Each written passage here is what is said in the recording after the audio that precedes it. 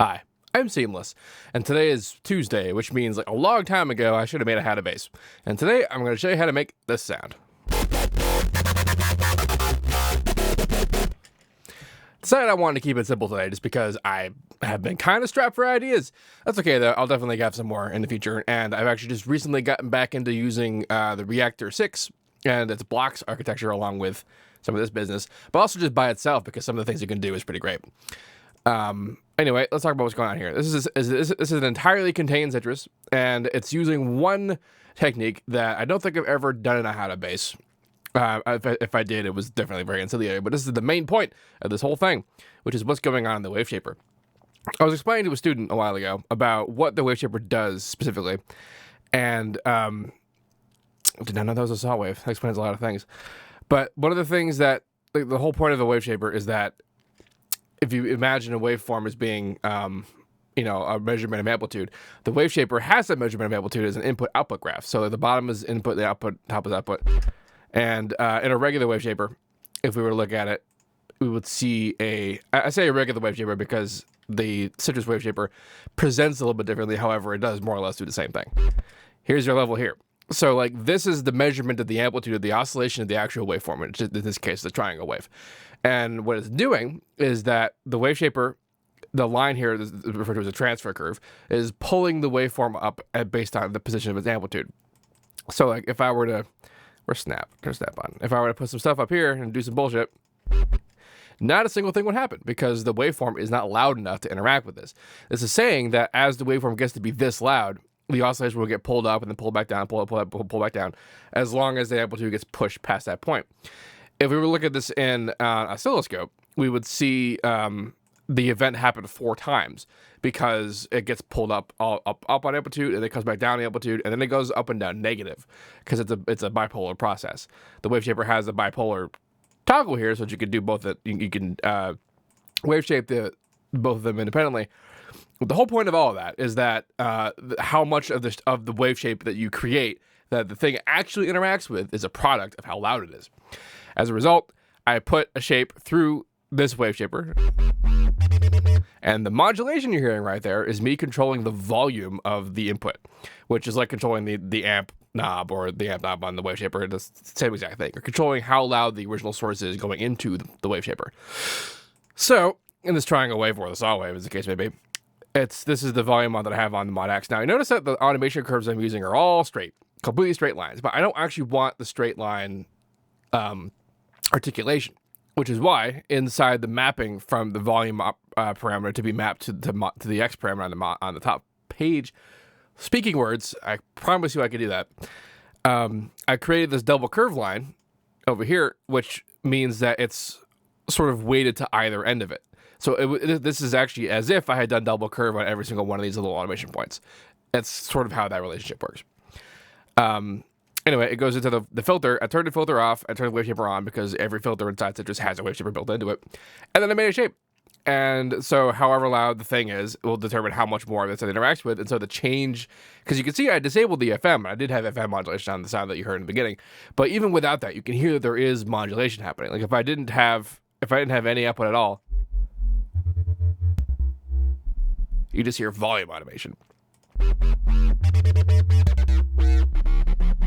That's what volume automation sounds like when it's run through a Waveshaper with particular events in it. And by events, I just mean that you have some stuff happen. Like if it was a straight line, you would hear a modulation in the sense of like the amplitude would change, but the overall sound would be more or less static. So if you have to have like kind of crap going on for it to interact with by increasing or decreasing the volume of its interaction. So after that, I did that first. I had the second one, which is just a straight line, doing nothing, essentially using it as a compressor, although I don't necessarily think it's doing what I think it's supposed to do. But I have that going in there. I also have the sub going in there because it's a separate process because this whole process kind of lacks sub. And that's going in this last guy, which is more or less just keeping it, like essentially hard clipping it at 0 dB. Although it's not coming out at 0 dB. It's kind of sticking at the -6, -3 thing, and there's reasons for that, not totally sure.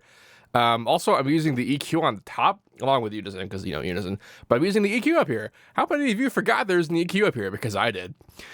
And I just do that to kind of shape the sound. Like, before, I would come in here and make peak filters to, like, make more, like, even though there's just an EQ out here. Because I just forgot.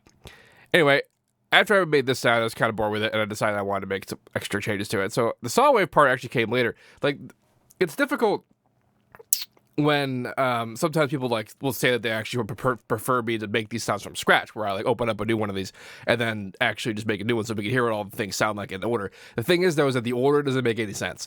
The actual order in which I made these has nothing to do with the actual signal path.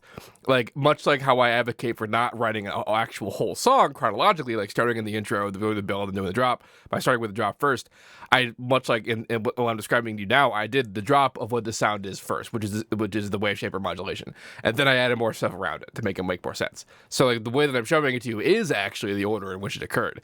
It's just that it's a bit more difficult to show that if I were to do it from scratch, because then it wouldn't make a whole lot of sense. So it's being FM'd by a triangle wave at 6, which you might be thinking that's not a regular ratio, because ratio 2 being the fundamental tone, that would make 4 the octave and 6 an octave in the fifth. So what is that doing? Not a whole lot. It sounds like kind of a whole lot of stuff, but the whole reason this is here is because this is also here, which is just a regular ratio 2 tone, but at a slightly distorted sine wave, like tension increase. That's what this does. And the reason for that is because when it was regular sine wave, at sine wavy FM sound, which we're hearing right now, was not entirely pleasant. So if you beef it up just a tiny bit, it kind of gets rid of some of that squelchiness. But the point of that is that while it's the ratio 6 is still a multiple of the fundamentals, so it's still going to be harmonic. It doesn't quite have the right tone of it being the right pitch. But because I'm FMing it by something that is the right pitch, it's forcing it to be the right pitch in one way or the other. So that's how that works. This is also being modulated. They're all being modulated by mod X. Essentially, the volumes are being controlled here. And the volume has less of a different kind of impact on modulation here than it does on the volume going into the Waveshaper. This modulation is to control FM. This is how you control FM. This is something that you didn't know. You control the intensity of FM by changing the volume of the modulating operator. And in this case, the modulating operator is operator 2 and operator 3.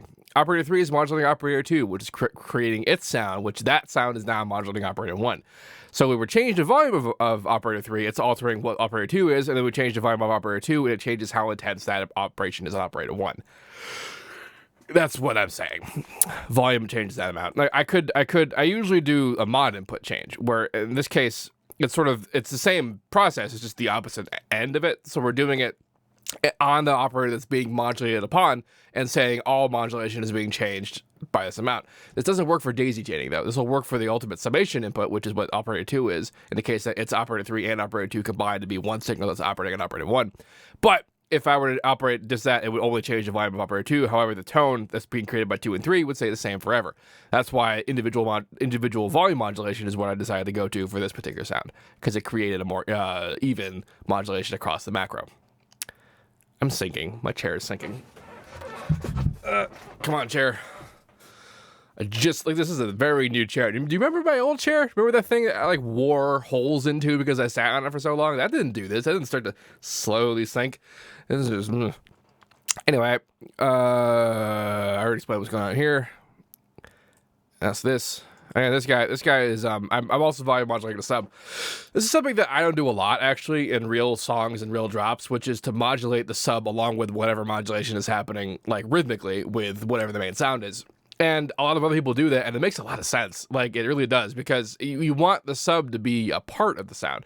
Where for the longest time, I was treating the sub as being a whole separate thing, which is not bad necessarily, because there's definitely examples of that being the case, and it's totally fine. It's just one way or the other. But I have been looking more into doing sort of self-modulating actual sub. And there's lots of sort of logistic problems with that, but doing it inside the same sound is not that hard because, modulation input has the same double curve sort of thing, but it's not going all the way down. It's because I don't want actual silence when the modulation's all the way down. I want there to be sub. It's, of course, being put into this secondary Waveshaper along with the other sound, so it's being distorted against it. But the thing is, though, is that that's not going to diminish the actual input of the sub. That sub is still going to be there, nice and solid at the bottom, along with what's being created with the other thing. I suppose if I really wanted to be awesome about it, what I would do is I would actually put all this into a third one, so that this gets high passed, and then I would put. Actually, I'll just do that. Let's put this guy in here, have the output here, put you on, make you a straight line. You don't need to be on, but you need to be a high pass, but you need to be. And then put the next filter. Okay, this is still. And there. Much cleaner. Of course, set up the taste. And now I'm clipping again. Yeah. So what I just did there is these next knobs on the filters allow it to be routed into the next filter. They're bi-directional. The center is actually the opposition, so there's a negative polarity and positive polarity. But what this has done is that this is the main one that's causing the modulation for this sound, and that's being routed into this filter. And then this filter is a high-pass filter, which I usually the high-pass is the original sound, which is going then into this next filter, which has the Waveshaper in here, which was supposed to keep everything together and below 0 dB, but whatever. And then this is also where I'm putting the sub oscillator in there. So we have the high pass signal coming in here and then the sub coming in here. So it's all separate all together. And if the reason why I'm doing this is because you may have noticed, you can still kind of see it because the high pass isn't like perfectly sharp, but like there's a whole bunch of lower frequencies down there that are actually from the original modulation. Even if the actual sub note isn't like apparent enough, the modulation is creating frequencies down there that we don't really want. I mean, this is why we high pass stuff. This is why we have separate subs, and this is why it's interesting to think about modulating the sub in the volume sense in line with the rhythmic sense of whatever's happening, with the other kind of sound. That's sort of what's up with that. Yeah, so I will put up this patch for download in the description of this video. Everything that's happening in here is happening inside this one citrus. If you have any questions about that, please let me know. Don't forget to like, comment, subscribe, and all that good stuff. And as usual, have a nice day.